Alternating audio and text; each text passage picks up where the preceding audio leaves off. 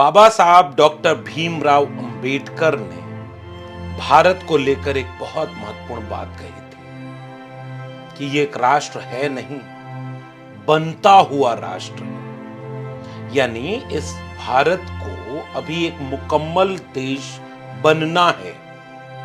वो कैसे बनेगा मुकम्मल?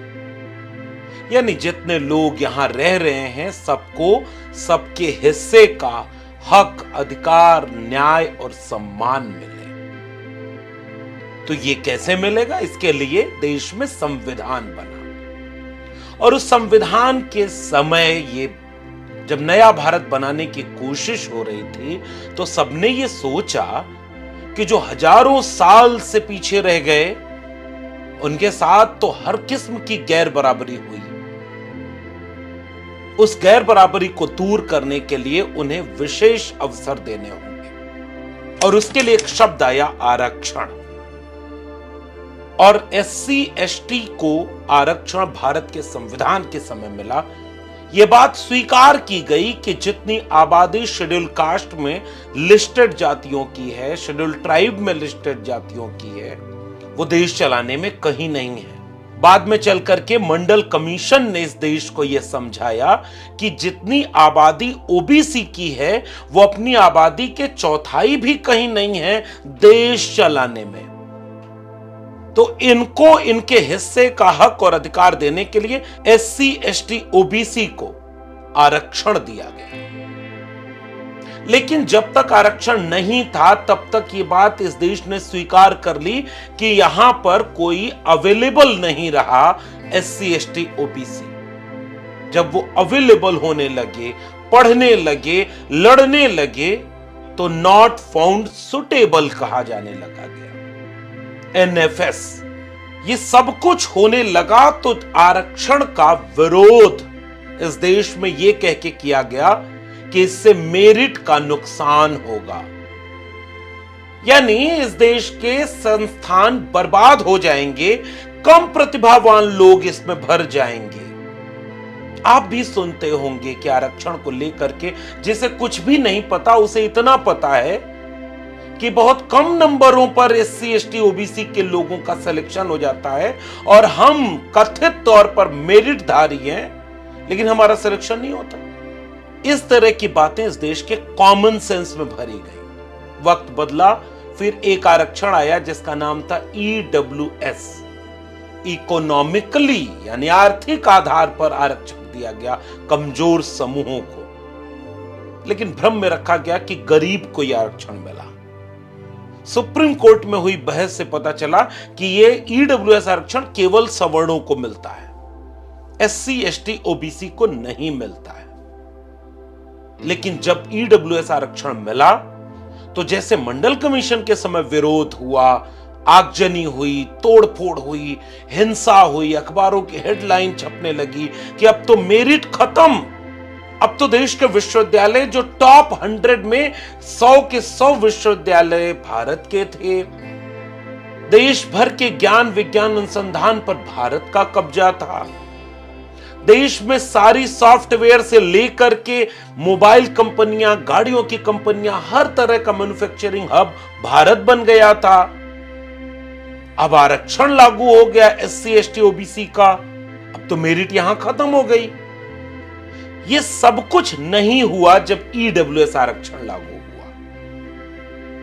ये डॉक्टर से इलाज नहीं कराएंगे, पेट में कैंची छोड़ देते हैं, यह भी नहीं हुआ।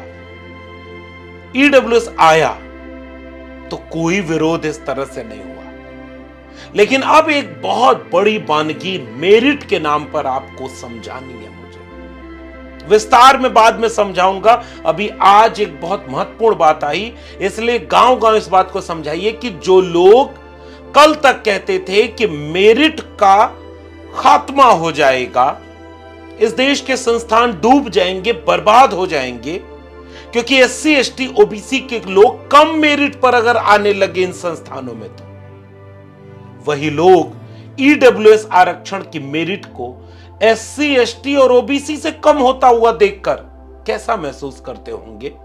ये मेरा सवाल उन लोगों से। Dedicated freight corridor corporation of India Bharat सरकार के रेल मंत्रालय का एक उपक्रम है। यह संस्थान डॉक्यूमेंट वेरिफिकेशन और प्री एम्प्लॉयमेंट मेडिकल टेस्ट के लिए एक कट ऑफ जारी करता है। कट ऑफ में यूआर की कट ऑफ 102.5, ईडब्ल्यूएस की कट ऑफ 102.5, ओबीसी की कट ऑफ 103.5, शेड्यूल कास्ट की कट ऑफ 102.5 और ट्राइब की 99। फिर से उस शब्द को याद करिए, मेरिट। ये सारे लोग कल तक विरोध करते रहे कि एससी, एसटी, ओबीसी को मिलने वाले आरक्षण से मेरिट खत्म हो गई है। और जब ईडब्ल्यूएस आया, जो केवल इस देश के अपर कास्ट को मिलता है यह आरक्षण, उसकी कट ऑफ ओबीसी से भी कम चली गई। अब इसे बहुत आसान भाषा में समझाऊं, सिलसिलेवार इस देश में जब से ईडब्ल्यूएस आरक्षण आया, अनगिनत वैकेंसीज ऐसी आई हैं। कभी ईडब्ल्यूएस की कट ऑफ ओबीसी से नीचे, कभी एससी से नीचे, कभी एसटी से नीचे, और जितनी बार ये नीचे गई, किसी ने कुछ नहीं कहा कि मेरिट का क्या हुआ। हे मेरिट, तुम कहां चली गई? कल तक तो इस देश के संस्थानों को दुनिया में शीर्ष पर तुमने बिठाया था। हे मेरिट, कहां गुम हो गई तुम? आओ, ईडब्ल्यूएस के लोग तुम्हें पुकार रहे हैं। हे मेरिट, देखो, एससी, एसटी और ओबीसी से भी नीचे ईडब्ल्यूएस के लोग चले जा रहे हैं। तुम जल्दी आओ, अखबारों की हेडलाइन बन जाओ, लेखों के शीर्षक बन जाओ, आंदोलनों के नारे बन जाओ, आरक्षण खत्म करने के शिगुफे का सबसे बड़ा हथियार बन जाओ। क्योंकि हे मेरिट, ईडब्ल्यूएस का आरक्षण जब से सवर्ण लोगों को मिला, वो देखो, schedule caste, schedule tribe, OBC से नीचे चली गई। मेरिट, तुम कहां हो मेरिट? देखो ध्यान से इस देश के संस्थानों का कैसे बंटाधार हो रहा है। हे मेरिट, देखो कैसे ईडब्ल्यूएस के लोग इतने नालायक निकल गए कि तुम्हें अपमानित कर रहे हैं। जबकि पता है मेरिट, 100 में अगर 40 पद अनरिजर्व्ड हैं, तो मान लो 100 लोग हैं और 100 पद हैं, तो अगर कोई इम्तिहान हुआ तो मान लो 90 नंबर तक आते आते 40 लोग पद में सेलेक्ट हो गए, तो उस 90 नंबर के ऊपर जितने भी एससी, एसटी, ओबीसी होंगे, सब यूआर में सेलेक्ट होंगे। नियम समझ लीजिए। उसके नीचे 27% ओबीसी का आरक्षण है और 10% ईडब्ल्यूएस का आरक्षण है। शेड्यूल कास्ट को 15% आरक्षण है।